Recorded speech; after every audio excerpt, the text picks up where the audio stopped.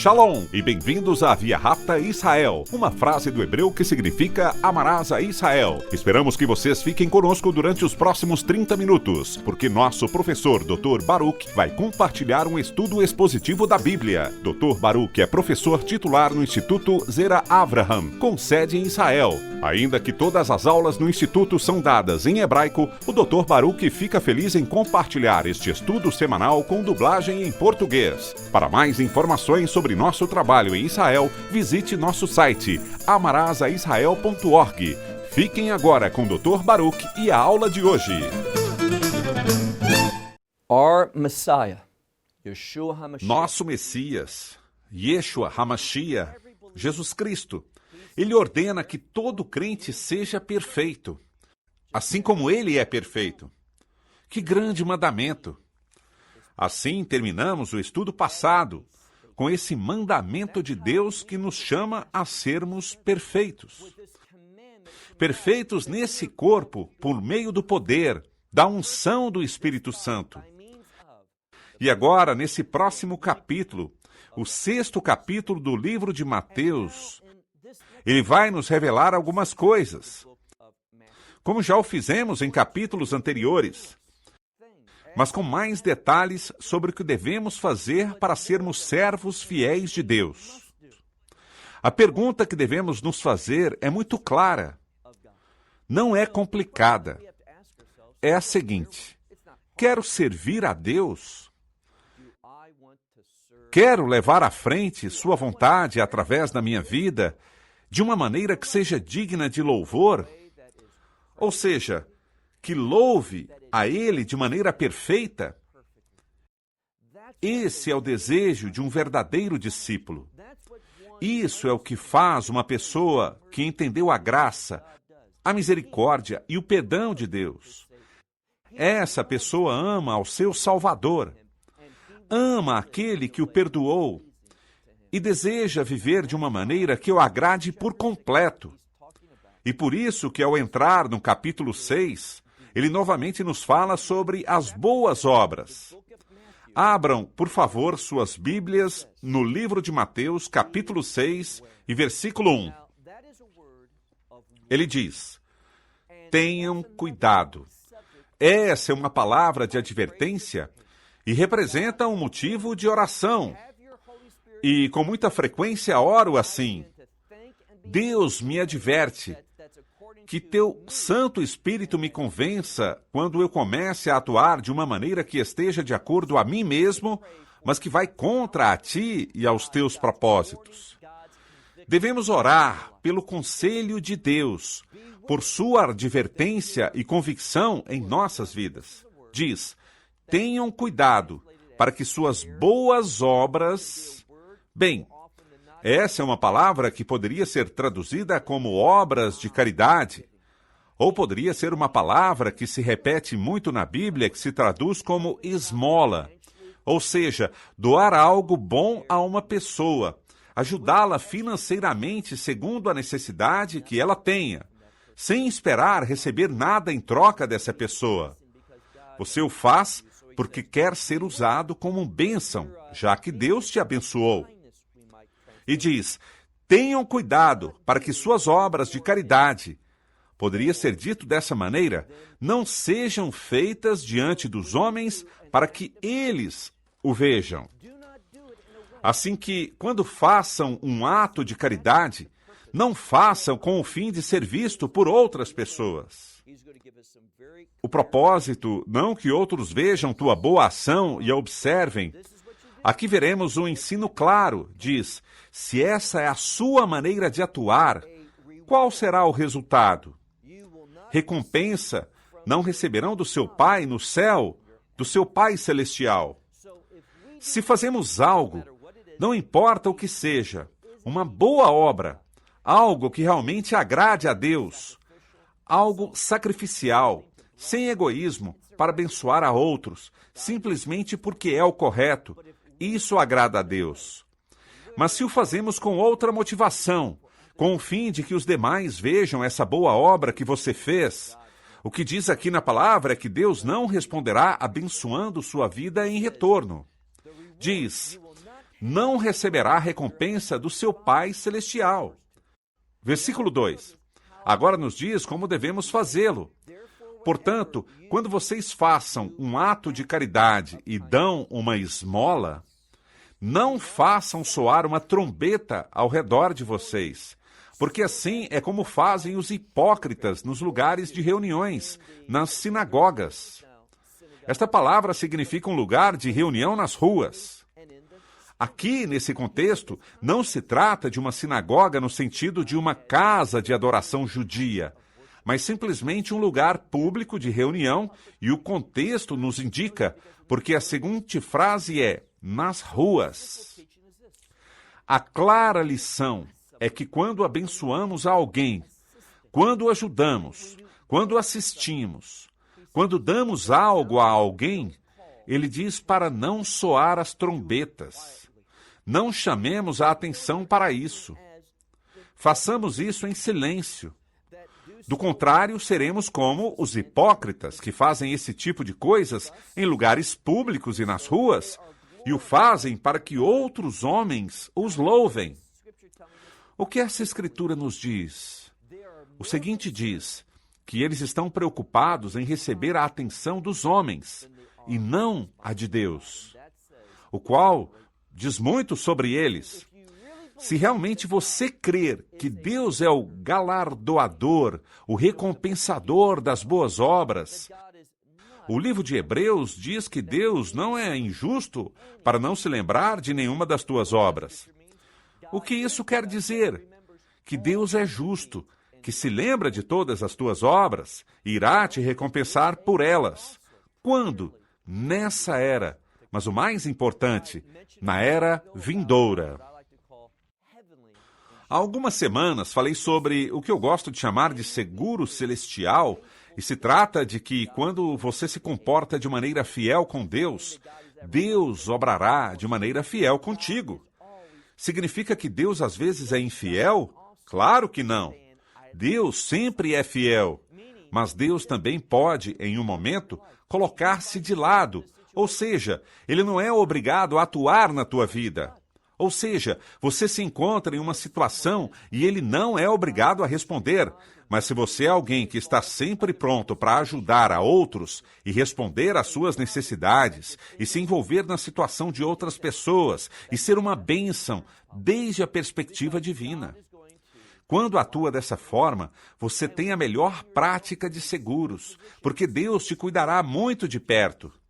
E quando você se encontrar em uma situação parecida, veremos uma lição similar dentro de algumas lições. Deus também responderá. Mas se você não atua assim e não acredita que Deus atua de verdade, então não se preocupará muito com a opinião de Deus. Não fará as coisas. Por quê? Porque você só quer ser visto pelos homens para ganhar o favor dos seres humanos, ao invés de ganhar o favor de Deus. E você deve se fazer essa pergunta tão fundamental. Eu gosto de escrever as perguntas em lugares onde possa ver e logo as digo em voz alta para ouvi-las. Realmente creio ou realmente quero o favor de Deus? Não falo sobre o perdão dos pecados nesse caso, mas falo do seu favor ao longo da minha vida. Realmente creio no seu favor? De verdade o desejo? Ou estou mais inclinado a crer, confiar e esperar que outras pessoas venham me ajudar, que outras pessoas me demonstrem seu favor? A isso se resume tudo. E isso é uma perspectiva fundamental para a fé de um crente. Realmente creio no favor de Deus? Quando observo aqui o capítulo 6, ele nos adverte. Ele diz, vejam o versículo 2. Portanto, sempre que façam um ato de caridade, que não soe uma trombeta ao teu redor, como os hipócritas, tal como fazem os hipócritas nos lugares públicos, nas sinagogas e nas ruas. Assim, eles serão louvados, ou de maneira a serem louvados pelos homens. Ao final do versículo 2, diz que assim é como se supõe que façamos. Esse é o conselho de Deus. A pergunta é, aplicarás isso à tua vida ou não? Final do versículo 2 diz, por certo lhes digo, Não consideram essa uma declaração importante? A primeira palavra amém, que significa certamente, provém da palavra verdade, emet, no hebraico. Aqui vemos amém, uma palavra hebraica escrita foneticamente em grego, mas a base é clara. Diz, você deve crer nisso, é a verdade. Isso é a informação que você deve aplicar à sua vida. Ele diz, por certo lhes digo que eles já têm a sua recompensa. O que isso significa? No final do versículo 2, quando você busca, quando procura a glória dos homens, essa será toda a sua recompensa. Somente isso. É o que diz aqui, que já tem sua recompensa da parte dos homens. Mas diz, mas tu, ao dar esmolas, quando faças obras de caridade, quando faças, não deixes que tua mão esquerda saiba o que faz a tua mão direita. Devemos compreender isso da maneira correta. Ele nos diz que aqueles que fazem essas coisas para serem louvados por homens, esse será seu galardão. Isso é o que obterão. Por certo lhes digo, versículo 2, que já tem sua recompensa, essa glória dos homens.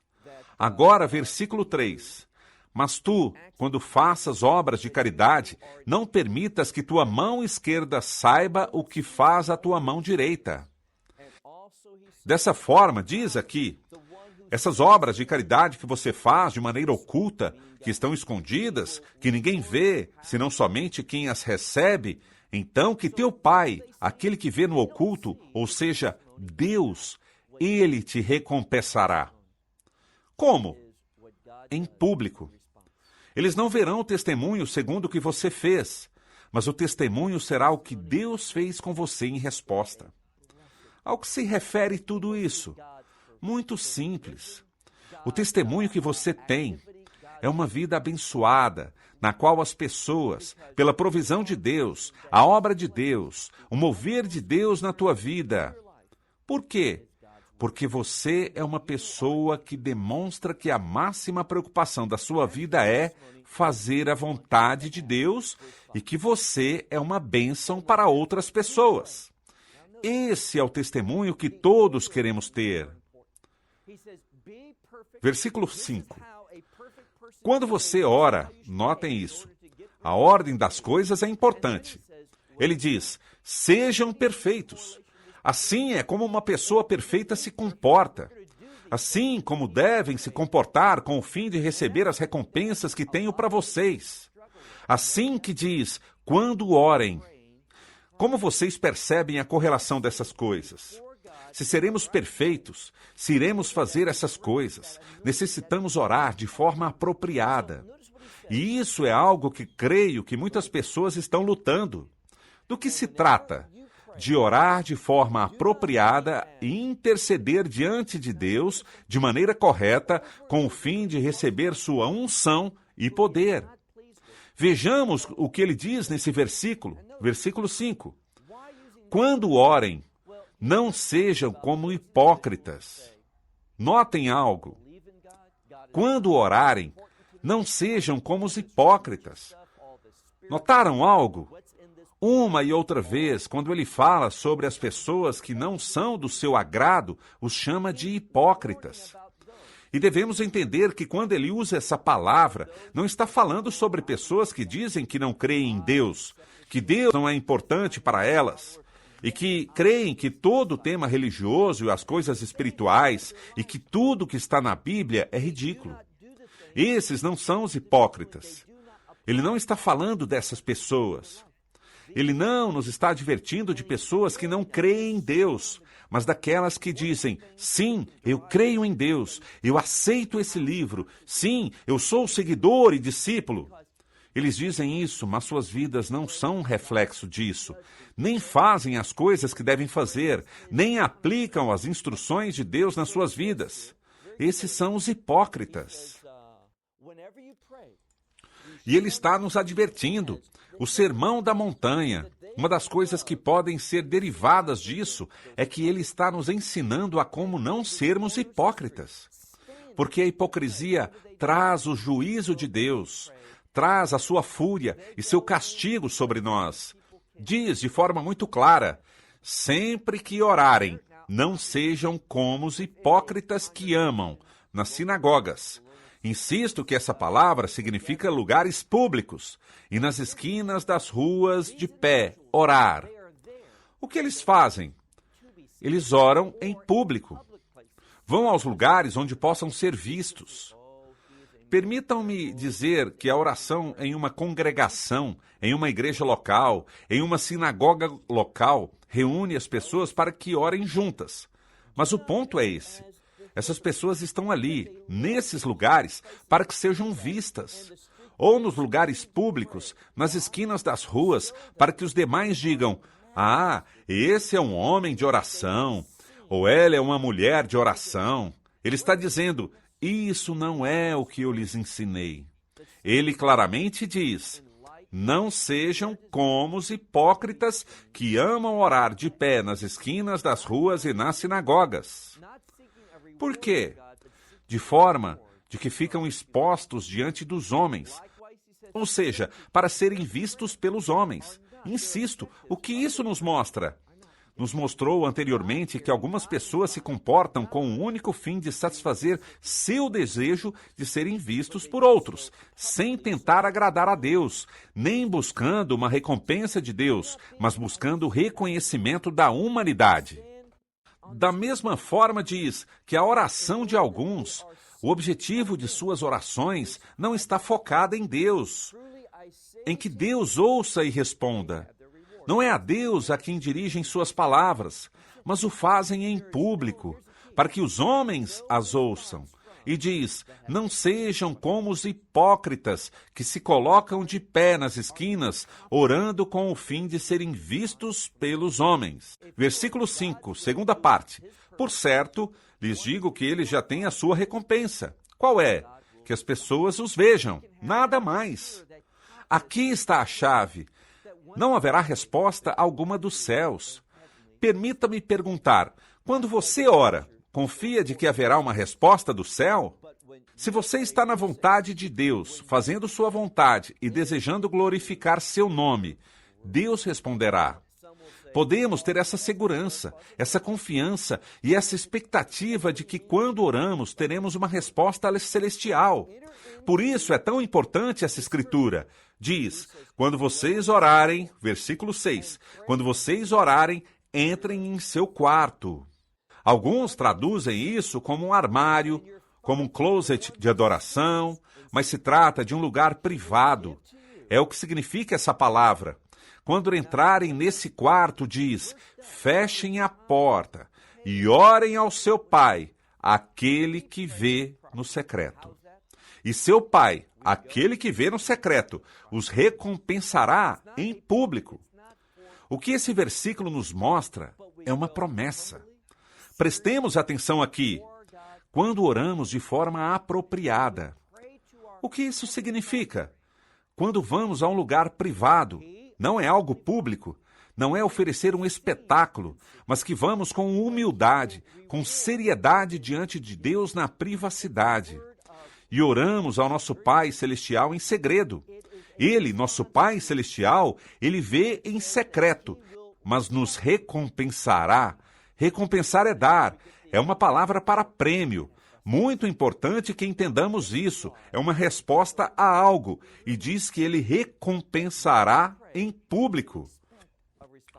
Dessa palavra é que obtemos a palavra em espanhol para manifestar algo, e por isso é tão importante que entendamos que quando oramos, devemos esperar uma resposta. Não oramos pensando: bem, espero que dessa vez Deus talvez me escute e me dê uma resposta. Não. Devemos ter uma firme esperança de que Ele ouve e se moverá em público. Versículo 7. E ao orar, não utilizem palavras vãs. Não usem repetições em vão. Essa palavra é muito importante porque significa dizer o mesmo uma e outra vez, o quão é vão. Por quê? Diz o versículo inteiro. E ao orar, não utilizem vãs repetições como os, e aqui muda a palavra, como os pagãos. Porque eles creem, eles pensam que pela abundância de suas palavras serão ouvidos. Eles creem que as repetições darão resultados. E aqui está o ponto que quero que vejam. Muitas vezes cremos que a fé, bem, sejam atos de fé, nossas crenças de fé, ou as orações em fé, tem a ver com a quantidade das palavras. Mas não é assim. Tem a ver com a verdade e com uma expectativa que se baseia nas promessas de Deus. A fé é uma expectativa baseada nas promessas de Deus, na palavra de Deus, nas promessas de Deus. E por isso, o que nos revela aqui é que quando oramos, leiam comigo, não o façam com vãs repetições como os pagãos, porque eles pensam que pela abundância de palavras serão ouvidos. Versículo 8. Portanto, não sejam como eles, porque seu Pai conhece quais são as suas necessidades. Não é maravilhoso? Ele conhece todas as nossas necessidades, inclusive antes mesmo de que peçamos. Portanto, assim é como devemos orar. Assim devemos orar e começar a compartilhar entre nós uma fórmula muito importante para orar. Mas antes de entrar nesse assunto, conhecido como a oração do Senhor, devemos entender a mentalidade que devemos adotar e ter confiança nos princípios que vão sendo revelados a nós por meio dessa Escritura. Em primeiro lugar, primeiro e principal, devemos ser pessoas que creem que Deus ouve nossas orações. Em primeiro lugar, Ele ouve. Em segundo lugar, Ele ouve com o propósito e desejo, sua natureza, sua promessa é responder. E essa oração é pessoal. Não se trata de uma atividade para espectadores. Não é algo que fazemos para que outras pessoas prestem atenção na gente. E não queremos que as pessoas pensem em nós quando oramos. Oh, ele é tão espiritual. Oh, ela é tão comprometida com Deus. Vejam como ora por tanto tempo. Não. Todas essas coisas são pagãs em sua origem. Por quê? Porque todo pagão sempre tem seu foco no homem. No que o homem faz, no que o homem vê, crê, pensa, sua perspectiva. Devemos ter cuidado de que nossa vida de oração não esteja arraigada com práticas pagãs. Mas o que vemos o Messias dizer é isso. Quando orarem, vão a um lugar privado e vão ali com expectativas de que isso será visto em secreto. E aquele que vê em secreto se moverá abertamente. A pergunta é, você crê nisso? Porque se não é assim, o que estudaremos nessa famosa e maravilhosa oração do Senhor não terá relevância nem poder algum na tua vida. Veremos. Quando observamos essa oração que encontraremos, não é que sejam palavras mágicas que se você as pronuncia, tudo será diferente. Essa oração nos ensina o que dizer, mas também por qual motivo orar. E que podemos saber sobre os objetivos de Deus. Essa oração nos diz muito sobre o que é importante para Deus e o que Ele fará. E tudo se resume nisso. Se tu e eu não desejamos as coisas escritas nessa oração, por que orar assim? Veremos que devemos atuar de forma séria e entender que estamos vivendo um tempo muito importante, que é um tempo de transição. E devido a isso, devemos nos comprometer de verdade e estar muito bem informados com respeito às coisas de Deus. A verdade profética. Conhecer as verdades proféticas dará à nossa oração, e não só o que dizemos, mas a intensidade do que dizemos, o fervor com que dizemos e a frequência com a qual dizemos, tudo será de suprema importância. O Messias nos ensina, e na minha opinião, É uma das coisas que pode trazer uma grande transformação à tua vida. Uma mudança drástica de como você se comporta nesse mundo. A mentalidade que você deve ter. A mentalidade correta para um servo de Deus. Se você aprende a orar de forma apropriada e a orar com a expectativa correta, que muitos de nós estamos confundidos. Muitos conhecemos essa oração, mas não entendemos que essa oração não é só para ser pronunciada, mas aceitada dentro de nós. Deve ser internalizada nas nossas mentes para que manifeste a si mesma por meio das nossas ações. E isso nos ensina uma verdade muito importante sobre a oração. A oração não se trata somente de pedir que Deus se mova, mas que Ele se mova em minha situação e em minha vida. Que Deus se mova através de mim, mas também onde esteja me movendo, por onde eu estou me conduzindo.